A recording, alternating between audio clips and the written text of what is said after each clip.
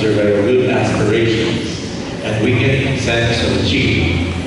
Indeed, most people would easily give in to weakness and give up hope with the coming of life's moments. In this poetic piece, an unknown author dares to inspire others with a beautiful tale of passion, persistence, and determination. Now, who says it is impossible to play a symphonic work with just 3 strings instead of 4? Let Itzhak Perlman, the violinist, play for us his definition of love, the Testament number 10.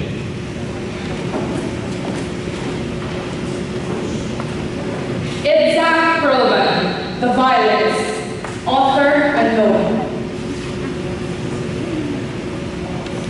Ladies and gentlemen, on November 18, 1995, Xenna Rivera, the violinist, came on stage to give a concert at Avery Fisher Hall at Lincoln Center in New York City.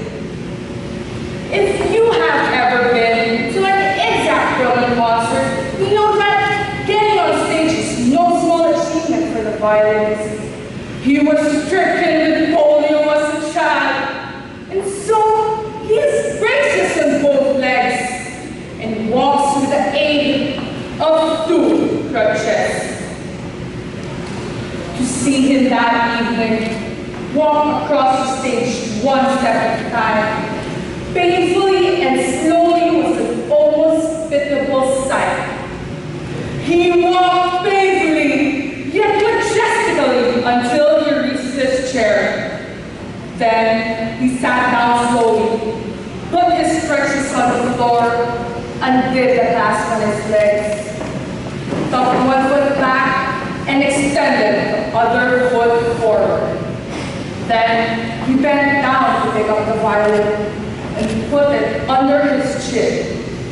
The audience had remained in reverent silence while he did all of that. The violinist signaled the conductor with a slight nod that he was ready to start. Orchestra started off with the violinist's beautiful rendition of the first movement. But then something went wrong! Just as he started the first chorus of the second movement, one of the strings of his violin broke!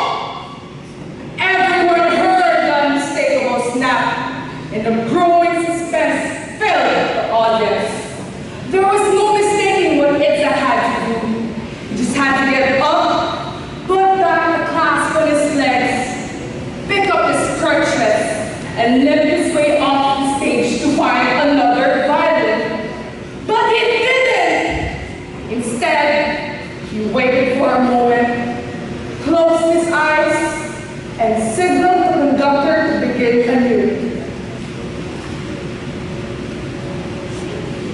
Of course, anyone knows that it is impossible to play a symphonic work with just 3 strings. I know that, and you know that. But that night, Itzhak refused to know that. You can see him formulating, changing, recomposing the piece in his head. At one point, it sounded like he was tuning the strings to get newer sounds from them. When he finished the symphony, the whole audience arose in unison to give Itzhak an extraordinary outburst of applause and cheering.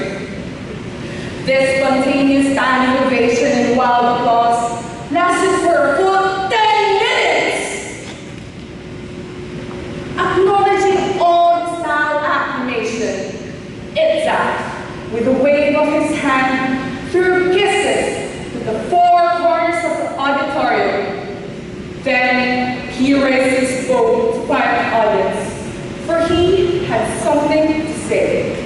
And in his typical quiet, pensive, and reverent tone, he said, "You know, sometimes it is the artist's task to find out how much music we can still make with what we have left.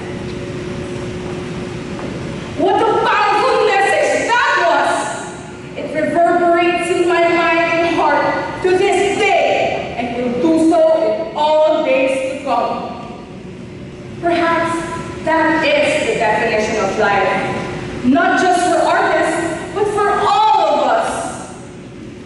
Here is a man who prepared all his life to play music on a violin of 4 strings, who, all of a sudden, in the middle of a concert, finds himself with only 3 strings. He makes music with those, and the music he makes was far more beautiful, more sacred, more memorable than what he had ever made with 4 strings. Ladies and gentlemen, perhaps our task in this shaky, fast-changing, bewildering world in which we live in is to make beautiful music. First, with all that we have, and then, if that is no longer possible, to make music with what we have left. Thank you.